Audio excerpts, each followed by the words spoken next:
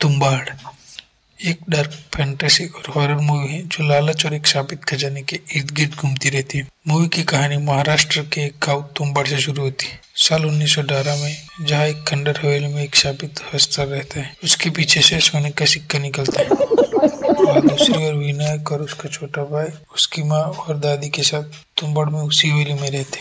उसकी दादी को सांप लगा हुआ होता है। एक रात विनायक के छोटे भाई ऊपर से गिर जाता है और उसे चोट लग जाती है। उसे ठीक करने के लिए उसकी माँ गाँव लेकर जा रही होती है और वह उसकी दादी को विनायक को खाना देना होता है, लेकिन विनायक इतना घबराया हुआ होता है वो खाना दे नहीं पाता।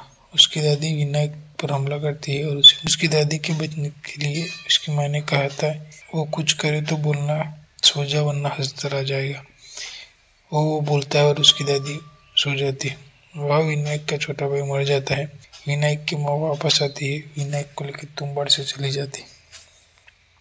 कुछ सालों बाद विनायक फिर तुम्बाड़ आता है और वह उसके हिसाब से नियमों की योजना बनाकर कभी कभी सोना निकलता है। एक दिन एक व्यापारी को पता चल जाता है। व्यापारी हवेली जाता है, लेकिन ज्यादा लालच के चलते हस्तर उसे मार देता है। फिर बहुत साल बाद 1947 में विनायक का एक बेटा पंडुरंग होता है। विनायक हस्तर से सोना चुराने की टेक्निक अपने बेटे पंडुरंग को सिखाता है। हर बार सोना चुराते समय उन्हें हस्तर के साथ एक खतरनाक खेल खेलना पड़ता है। एक दिन पंडुरंग को हवेली ले जाता है। हवेली की उस जगह क्या हस्तर है, लेकिन पंडुरंग को कहता है कि अंदर जाते समय गुड़िया मत लाना, लेकिन वो लेकर आता है और हस्तर पंडुरंग के ऊपर हमला करता है।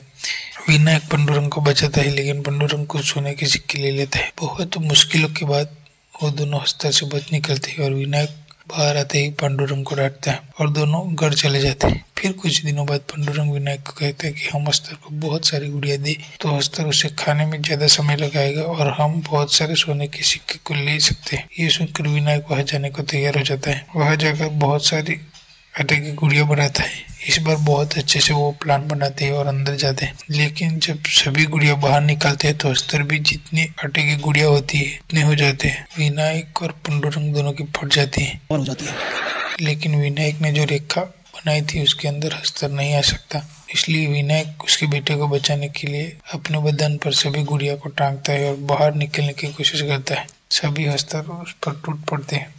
कुछ हस्तर उसकी रेखा के अंदर आने से मर जाते हैं। पंडुरंग वहां से बाहर निकलता है, लेकिन बाहर विनायक को उसकी दादी को जो हस्तर का सांप लगा था वो सांप उसे लग जाता है और पंडुरंग उसे जला देता है। फिर पंडुरंग उस हवेली से निकल जाता है। मूवी एंड होती है। नंबर 2 की पार्ट की अनाउंसमेंट हो चुकी है। और आप मेरे चैनल को लाइक करके सब्सक्राइब करना भूलना नहीं है।